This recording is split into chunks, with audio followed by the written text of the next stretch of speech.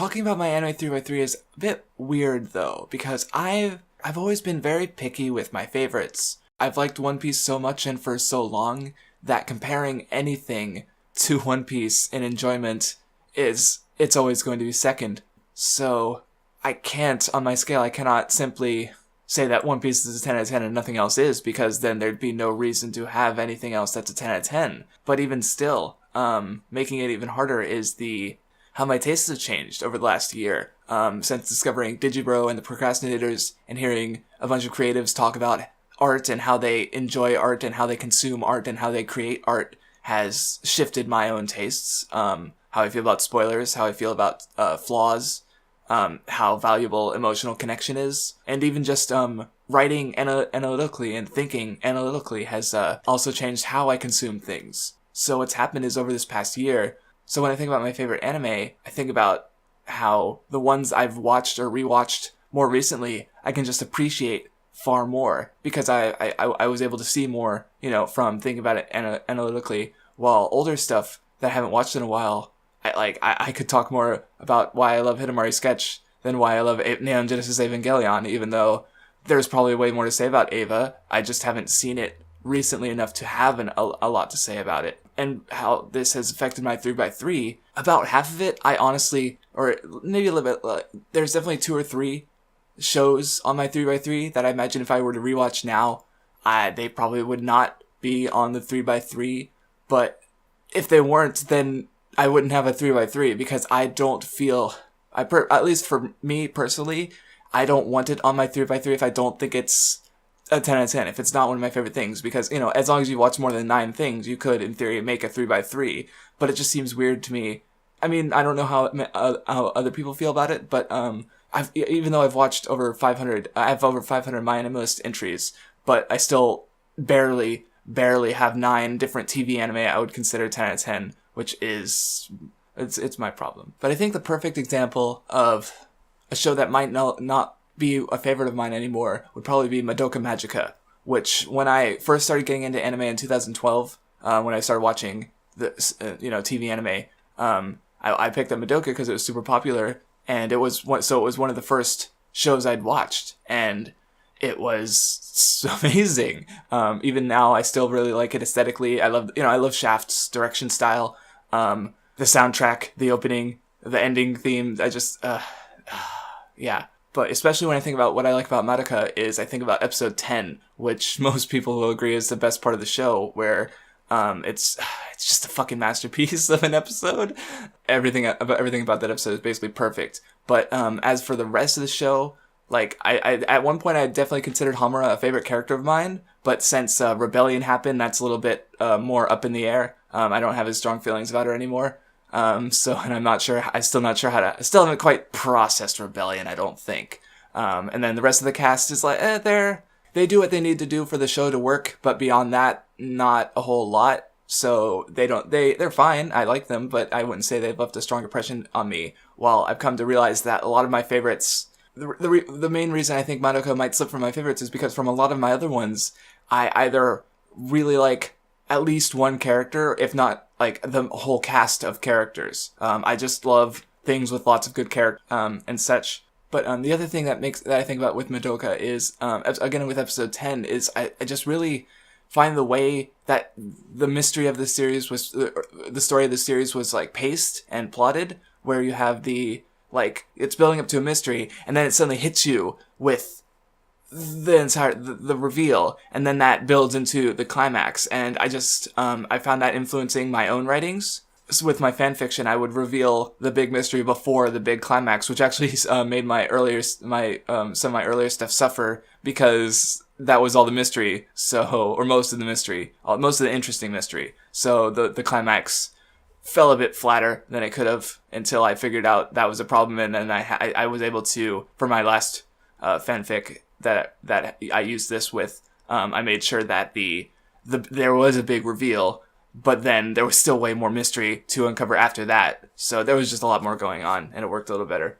But do I still like Madoka? I mean, I definitely, at the very least, I can appreciate how important it's been to me creatively in that way. At the very least, even if I don't, even after rewatching it's like, maybe it's more of a 9, or it's more of a 7. I don't know if I'm gonna still like it, but at least for now, I'll Madoka can stay. Pretty much the thing that's keeping it on as a 10 out of 10 right now is a mixture of episode 10 and, again, the influence on my own writing. Anyway, keeping on the Aoki Yume Hidamari fucking Sketch, which I would have to say is currently my absolute favorite anime of all time, which is not something that gets done around often, especially from from people who also have K-On! On their 3x3, which I'll get to K-On! In a bit. But Hidamari Sketch, I would say, as far as like influences that artistic pieces of media or artistic groupings of media have had on me, I would honestly place Hidamari Sketch at number 4 after One Piece, Danganronpa, and Digibro. If Digibro counts. His huge swaths of content have been obviously important to what I do right now, which is why I place him so high. But Hidamari Sketch, the way it changed my life, it definitely seems like an overdramatic way of putting it, but it kind of did, because I remember it was really hard for me to originally get into it, because I liked it, but it took me like a month to watch the entire first season back in 2012, because I wanted to watch it because of Hidamari Sketch Season 4 was coming out, and I was like, this show looks interesting and cute, I want to watch it. But then it finally clicked for me during Season 2, because I remember hearing some people talk about it, and it's like, oh, well, it's kind of a healing show, so you want to watch it one episode before you go to bed. And I was like, okay, I'll try it. And and Season 2 is, of course, is still my personal favorite, because it's just the perfect blend of the characters being themselves and being adorable and great, but also it has the most, like, the shafty style of it. But anyway, what clicked for me was that because I was working my job at the time, I was I think it was in produce department. No, it was 2012. So I was working in the produce department of a grocery store. So I'd sometimes work till like 10 o'clock. Sometimes or other times I'd work till like midnight, and then so what would happen is I'd come home from work. And I had my laptop. I didn't have a desktop computer at the time. I just had a laptop. So I would just lie in bed and I put on an episode of Hidamari Sketch. And it was just pure fucking joy. Just the perfect way. I could not have think of a more perfect way to relax at the end of the day. Like, for some people, it's like, Aria is the better healing show for them. And I definitely like Aria, especially the 3rd season. But fucking Hidamari Sketch it was so good. Like, I remember one morning I watched a new episode of Honeycomb. And I was just before I went to work, and I was just in a fucking super good mood that whole day, just because I just kept thinking about the episode I just watched. And then I remember one time I was at work, and I was probably just putting up some stuff on the shelf, and I was thinking about a bunch of scenes from the show, just a lot of the jokes over the course of the show that just made me laugh or were cute or fun. And then I realized my face was hurting because I was smiling so hard. But I was just at work, like, putting up, and I just imagined some customer probably walked by and saw me smiling like a fucking idiot, and just being like, man, that guy must really like limes. And just something fucking stupid like that. Cause it's just pure joy to engage with it. Cause, I kind of talked about it in my video that just kind of happened, where one of the things I like about it is how, like with other Shaft shows, like Bakemonogatari, for instance, which it's, another Shaft aesthetic with lots of cuts and weird visual stuff and interesting direction. But with that show, which I still need to rewatch, but it's sort of automatically interesting because of what's going on, what the characters are doing, what they're saying. It's weird. Even if it had a generic adaptation, like, it definitely wouldn't fit the story. It wouldn't have been nearly as popular as it was, because it wouldn't fit quite right. But it would still, at least on some level, be interesting, I think. But with the Hidamari Sketch, what they're doing is so mundane. It's just, it's a fairly typical slice of life in that regard, I suppose. There are some major differences that I love, but because it has this weird directional style for the mundane, like, that's the title of my video, Elevating the Mundane in Hidamari Sketch. It makes it far more interesting to just look at, while I've seen people who don't really care for the characters in Hidamari Sketch, and I guess, like, to compare them to, say, K-On!, where, K-On!, they grow as a cast of characters in small and slow ways across the entire show. Like, with Hidamari Sketch doesn't really have that. They have great chemistry and interactions with each other, and some of them do grow a little bit over the course of the show. Miyako really doesn't which makes sense because I remember reading in an interview by the author, she said that she was talking about how the characters were in relation to her. Like, I think Yunochi was sort of how she perceived herself at that time, kind of just being shy and maybe a little helpless.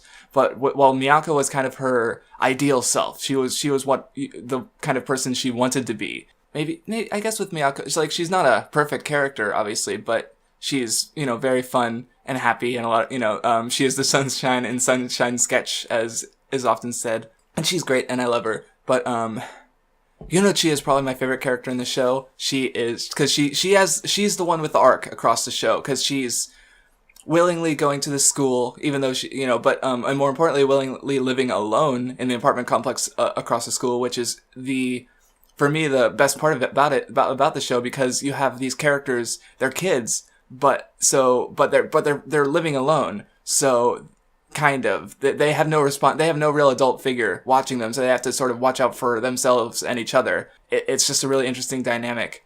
And so with Yuno, she is kind of helpless, but she does grow in small subtle ways across the whole show. Like when in the third season, when she gets underclassmen, she starts feeling that she needs to be a good senior to them, a good to someone they could look to, just like Hiro and Sai were someone that she could look up to for help. Hiro and Sai are also great. The fucking graduation special. The first episode is just like this, just a solid little episode. The second episode is them graduating, so naturally it emotionally destroyed me, because it was also the end of the show as far as what has been adapted, because I don't think there's quite enough material for season 5, because that would make Hidamari Sketch even more perfect, as if it just had just another season or two to sort of like round off Yunochi's character arc with the graduation, and I'd probably die, but it'd be worth it. I love Hidamari Sketch so fucking much.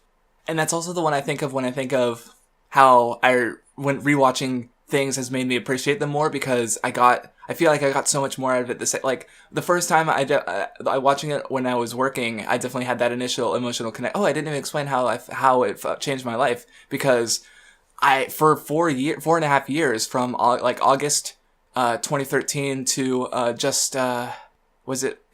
earlier this year, like January, I think, maybe late last year, I watched one episode of a healing show or a light comedy kind of show before I went to bed every single night for like 4 fucking years. So I watched basically every healing show because there aren't that many, and I watched a bunch of other light comedies, just nothing too hectic. Well, okay, I say that, but why the fuck? I watched Penny Pony Dash in this personal slot, which is this really fucking hectic, fucking batshit insane comedy, and it was not relaxing at all, but I somehow watched all of it at one episode a day anyway, and I don't know why I kept going with it. I should have just watched it one day all at once, so I can move on to the next, light show, because that show is not light. It was fun, but not what I was looking for. So, and the reason I stopped as I cut, because well, 2 reasons. One is that I no longer have a job. I went to school, and then I left school because it wasn't doing anything for me, and now I'm doing this. And the other reason was that I think I basically watched everything that was good, honestly. Like, there's maybe a few... I had like a short list of like 5 or 6 slice of life shows I was still interested in, but in order to keep going, I would have had to delve so deep into like obscure slice of life shows or healing shows and praying that one of them was good. Like, I emptied the well, is what I'm trying to say. And, and I also kept finding that I had no patience for healing, because I watched, part of the reason I rewatched Hidamari Sketch is because, I spent like 8 months watching King of the Hill, which is, not really a healing show, but definitely a light comedy, but, and then when I finished that, I watched, I was catching up with all the slice of life stuff I'd been putting off, so I can watch it in this time slot. And I watched the Tamayura movies. I like the TV show. It was a pretty alright healing show. Movies were boring as fuck. I was like, and they basically felt like really long OVAs, so maybe I was wrong to expect movie quality from a movie, but they were just bored. The best one of the movies was the one that focused on 2 of my favorite characters, but it was like a 6 out of 10, while the others were just 5 out of 10, and then I watched Flying Witch, and also thought it was super boring. Like, I dropped it after 3 or 4 episodes, like, even though I like healing shows, I had such high because it'd been so praised so highly. And I had no patience for it. But after I dropped Flying Witch, I had like a brief crisis where I was like, do I not like healing in Slice of Life anymore? So obviously to put this to the test, I just watched Hidamari Sketch and I fucking adored it from like way more than I did last time, because I was just, again, more able to appreciate what it was doing better with my greater analytical abilities. And I remember after I watched the first episode of season 2, that was where my video came from, because it was just a scene analysis of one of the most striking scenes from the show. So yeah, it's hard to say that anything else is my favorite anime at the moment, just because of how important Hidamari Sketch has been to me. But as far as other things I've rewatched since starting my channel, I also have a video on Chihaya Furu, which I think I explain what I like about the show there a lot. I guess what I don't really cover is that I really, like, I adore the main character, Chihaya. She's perfect, but, she's so perfect. But I just really love the cast in general. Like, again, I love things with big casts of characters who I all like, and I like all of the characters in Chihaya Furu. Yeah, even I think Sumire seems pretty unpopular, so I went out of my way to mention her in the video, because I was like, she's not a bad character, guys. In fact, I quite like her. I don't know, I don't think there's much there's manga stuff that I didn't really talk about, but the manga is just as good. I'm kind of waiting for it to be over so I can finish the series, just read through all the rest of the manga in one go. But yeah, just watch my video. But anyway, to go back to things I'm not sure how much I have to say on them, let's talk about Evangelion. Like, I don't have that deep a reason that I like Eva. I just watched it and I was like, this is really good. And thinking back on it, I'm like, well, if Eva isn't a 10 out of 10, what is? But at the same time, like, I don't have that deep connection. So, it does feel, but I really do love a lot of what the show has done. But I also feel like I watched some of Digi's videos on it. So those have definitely, like, made me realize, oh yeah, that's a cool thing that Eva did. But, what could I say that I really noticed? One thing I might want to talk about, if it hasn't been talked about yet, is the stills, like, especially the one in episode where Shinji has to kill Kaoru, and he's, where Eva Unit 1 is holding Kaoru for like, a minute and a half or something ridiculous like that. And that one in particular, definitely I have some feelings towards, strong feelings towards. So I'd like to talk about that at one point. But other than that, I just need to rewatch it. But because I have seen it twice, but the last time I rewatched it, it was Christmas. I remember that because I'd gotten my dad the first season of The Wire box set, so he was watching that, and I kept getting distracted by The Wire, like, because I guess I found the first episodes of The Wire to be more interesting than the last episodes of Evangelion, which were the weird ones, so I kept pausing to look up and engage in The Wire because I was out there in the living room on my laptop, so that got in the way a bit. But the first time I watched Eva, though, I remember what a day that was, because I watched the last episodes. I was like, what the fuck just happened? And then I checked and I was like, oh, there's a movie that finishes off. So I was like, you better download quickly, you fucking movie. And I watched it, and I remember when it ended, I was just staring at the blank screen of the finished video for like a good 20-30 seconds, if not a minute, like just stunned at definitely a bit of what the fuck did I just watch. But end of Eva's, it's so good. Fuck. Anyway, next up is Kaiji. Kaiji was kind of the capstone, I think, or I guess it's the pinnacle of a genre that I've been into for ages now, where game and gambling stuff. Because back when I was a kid, I remember watching the first episode of Yu-Gi-Oh! And thinking, well, that was the best fucking thing I've ever seen. And I got super into Yu-Gi-Oh! Then in high school, I got into Liar Game, which was a bit closer to what Kaiji is with the gambling and the mind games. I don't know, with money in gambling series, like Yu-Gi-Oh! Yugi's not gonna fucking die, so he can't lose. So you could get interested in whatever game is happening, and the games are always ridiculous, especially in the earlier, the earlier volumes where it's just whatever weird shit the author came up with before they went straight, pure card games. But with money, the main character has an option to lose because they can earn back more money.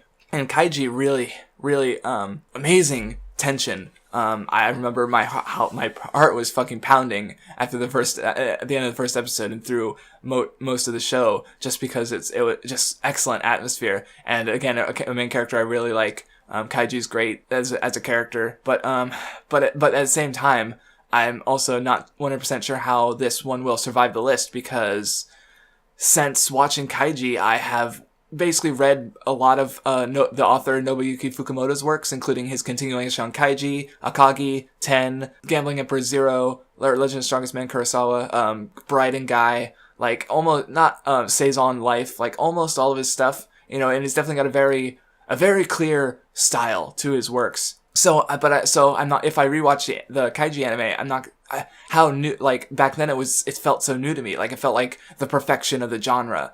But, now I definitely think Kaiji's my favorite of the Fukumoto's works, but, the last, like, Ten and Akagi are also good. Like, everything he does is at least good, if not great. So, not sure how I'm gonna feel about the anime, but, anyway, another one I need to rewatch. Legend of Galactic Heroes, kind of obligatory, obviously, but, again, I really like the cast of characters. I want, Yang Wenli is definitely one of my favorites, period. Though I do want to give him a more thorough look. I also like, Reinhard. He's fucking great. And then they're both surrounded by, especially Reinhard. The Empire has just got a lot of interesting characters going on, and I love the nuanced conflict between two sides, with neither of them being explicitly in the wrong, which is also something I like about The Wire. Then, one thing I remember I like, but I think I like it more, mostly because of Digi's video on the series, where he talks about the presentation, the classic music score and the sweeping epic presentation of it all. And, so I definitely like that part about the series, but I don't know if that's because that's how I felt back when I watched it, or because of Digi's video on it. So, again, it's something that I'd want to watch for myself and figure out. And now, so I already talked about Hidamari Sketch. Let's talk about K-On! Because this entry as a 10 out of 10 is honestly a bit predictive. Like, I'm predicting that it will be a 10 out of 10 next time I watch it, because, Digi and Subsonic Sparkle have both commented on how, like, you really get K-On! On the second time you watch it. But what makes it weird for me is because I watched K-On! Last year, and I really fucking liked it, but before this, I had dropped it twice. The first time wasn't really fair to the show. I was watching it during my, slice of life watching, so one episode a night, and I watched the first 3 episodes, and I just wasn't really enjoying it a lot. Though part of it was the subtitles the translation was garbage. Then the episode 4, the download was just completely broken, and unwatchable. So I remember sitting back and watching and thinking, like, I could either download another torrent of the show I'm not really enjoying, or I could watch Aria, which is a series that I've been really wanting to get to, and I already read the manga, so I know I'm going to enjoy it. So obviously, I watched Aria instead, but I did decide to go back to K-On! Because I realized, I wasn't really fair to the show, and then I did finish season 1, but I didn't get the fucking show. I did not understand what the show was trying to do. It's because I remember, I guess I expected it to be more typical of what I was used to from anime, with, cause, Yui was like, we're gonna play at the Budokan, so I'm like, okay, so they're gonna be music girls, and they're gonna play at the Budokan. Cool. And then, I guess I completely fucking missed the bit at the end of season 1, where she was like, this is our Budokan, and I guess I completely fucking missed that, cause during season 2, was just getting frustrated, because when they could practice, they didn't want to practice, and when they couldn't practice, that was like the conflicted episode, because they were trying to get to, but then they don't practice, and I was just like frustrated. I spent like 18 episodes this frustrated, and the moment the show finally fucking lost me is, when they were, Mio and Ritsu were, getting ready to do a play in which they were playing Romeo and Juliet, but Mio's stage fright, and I was like, shouldn't she be over this already? Because characters can change, in such a short period of time. I guess my logic at the time was like, why would it be more embarrassing, quoting the lines of fucking Shakespeare than it like, I guess I found singing stupid songs on stage to be more embarrassing, but I don't know. As a creator, like, I guess, yeah, there's maybe, I don't know, I'd feel more, would I feel more nervous with something I wrote compared to something that's been loved for, centuries? I don't know. But I remember just getting frustrated at that at the time. And where the show truly lost me was when they went to, help with Mio's stage fright by going to a maid cafe. And I remember, because so at the time I felt that the conflict was completely unnecessary. I felt maybe it was even forced because, shouldn't Mio be over this already? And then all the other fucking girls were there, also in maid outfits, and I dropped the show because I was just like, this show doesn't care about its characters. Like, this whole thing is just to put them in cute maid outfits. Like, it doesn't care about the characterization. It just wants cute girls doing cute things. And I dropped the fucking show.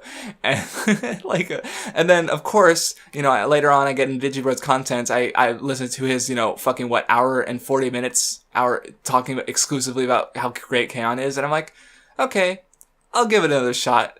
And I gave it another shot, and of course I had a great time with it. And I love the episodes I dropped. Like, some of the episodes I remember disliking the most.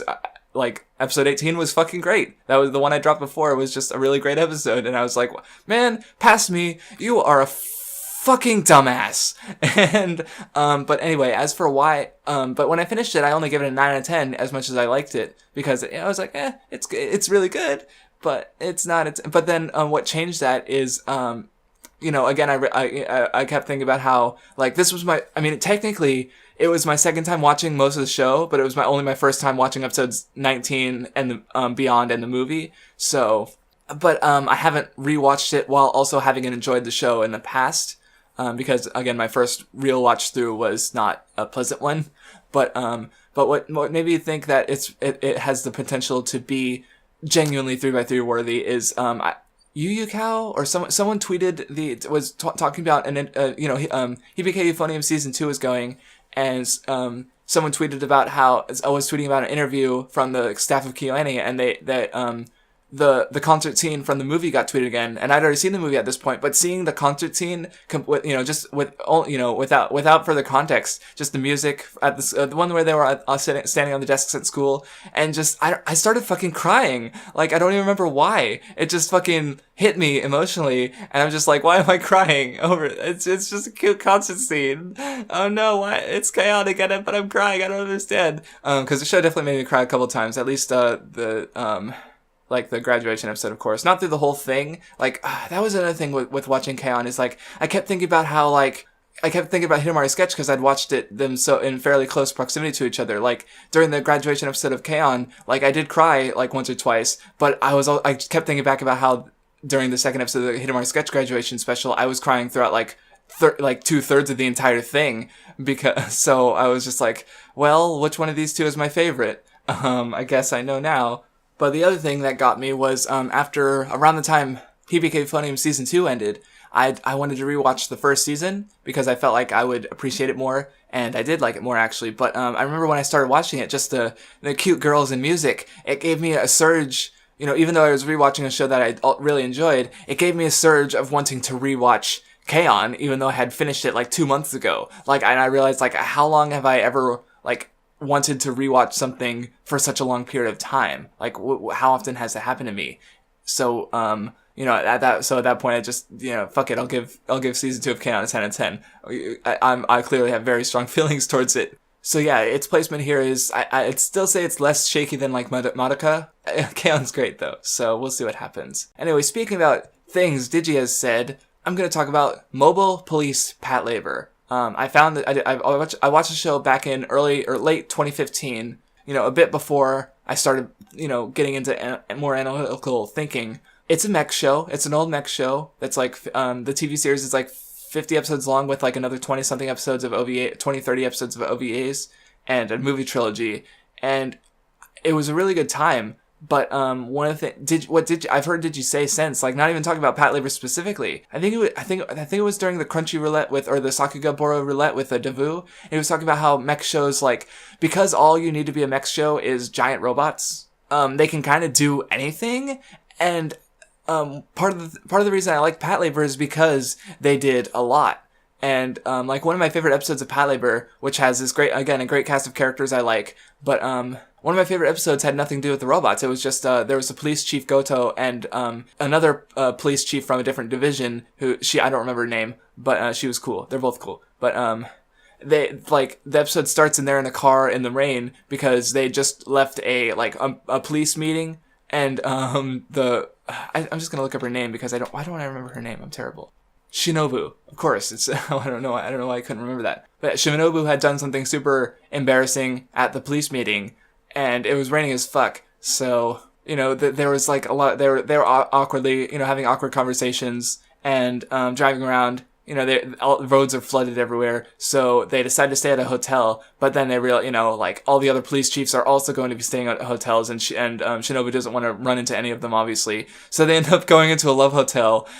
And it's just like this super, like, it's funny, but, interesting, because it's just the characters. It's just the whole episode is just these two characters. No other human shows up at all. And it was just such a really interesting episode, and just seeing them interact. And it was like, there were no jokes, but the situation was kind of funny. It was just this really memorable episode to me. But there was a lot of other, like, sometimes the episodes could, straddle different tones. Like, yeah, so while I had a lot of enjoyment with the show and its great cast of characters, again, I haven't watched a lot of shows like it, and I don't know how unique this one is, because, like, how did you say that, like, mech shows, like, if they're all kind of like this, then maybe, Patlabor is not that special after all. So what if I watch a bunch more shows, the fact that I like Patlabor so much, if all these other shows are similar, then boy, do I have a lot of shit that I'm going to enjoy, which is exciting.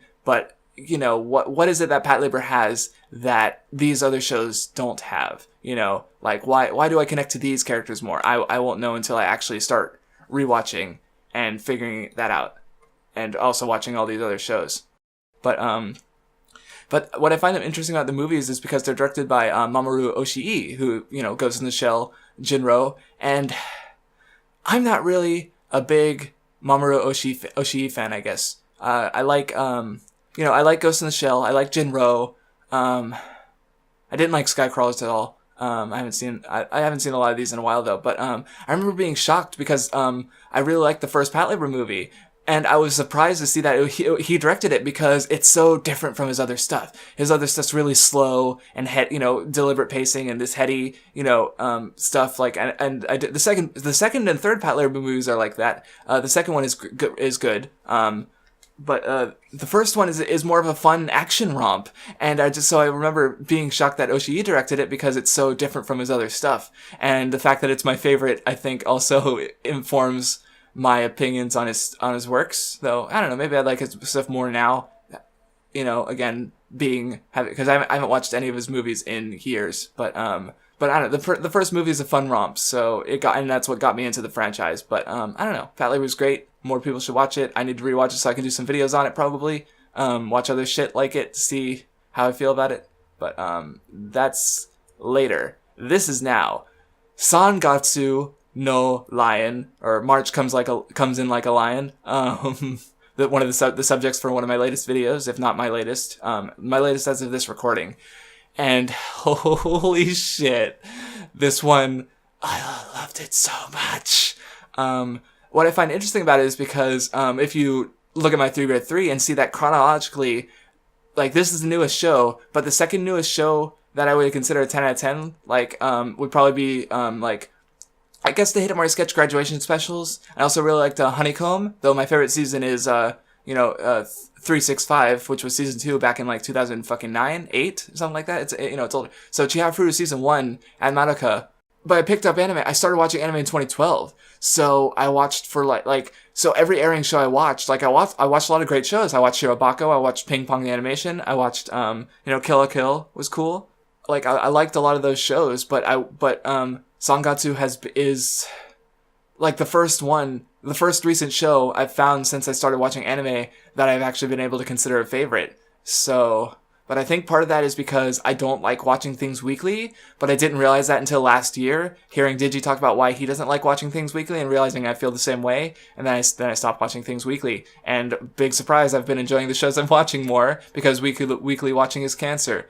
But oh my god, the first 11 episodes in particular are just pure perfection. Like, every frame of the show is fucking good, so good to look at. Like, the background art is all super, like, doing my comparison video with Your Lie in April. Your Lie in April just looks so fucking generic. Like, it has some good cuts of animation occasionally, where they go all out, but just the backgrounds look so generic, and the color design is like, what's the most normal, boring, but bright thing we could do for this scene? And then they did it. So I was just looking through clips of the show, trying to, of both shows, and just seeing how much better Sangatsu looks, and just and the characters are also great. And Ray is he's so fucking adorable, which is weird to think, but it's just, again, very sympathetic character. I'd say he's the one I like the most from the show, but Kyoko, I'd say I found her the most interesting. Like, I remember when writing the script, when I wrote about how, like Ray's Kotatsu is the Kawamoto family because, and when I realized that, in some ways Ray is the Kotatsu to Kyoko, I actually started crying just because I was just like, oh my god, this realization is, oh god. I love it. I love it so much. And the manga, oh my god, Season 2 is gonna be good. Let me just tell you that. Cause, and the adaptation is it's perfect. Like, Shaft, like I don't know, I feel like Shaft just went all out. It's so good. The soundtrack.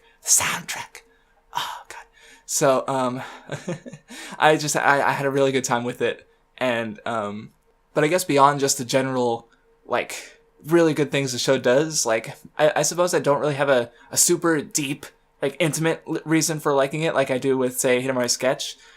But, I think that'll come with time. Like, I'll read the manga, and or season 2 will come out, and I don't know, or maybe it will slip from my favorites. I don't know.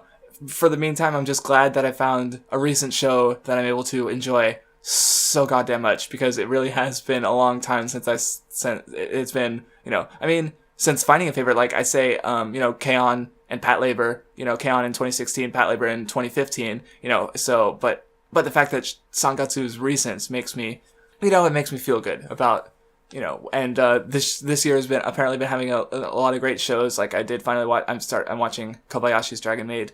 It's good. I still haven't watched Rakugo. It'll probably be good. But, I don't know, I'm excited to see how my list will change, because I would love to enjoy more things as much as I do One Piece, but that's a really high bar, and the fact that, like, and there's still so much I haven't seen. There's so much anime, and that's good. Anyway, that's it for my anime 3x3, and I'll probably do more as I finish 3x3s, which could take longer than I wished. If only I could find things I just fucking love, but I'm too critical for that. Aren't we all?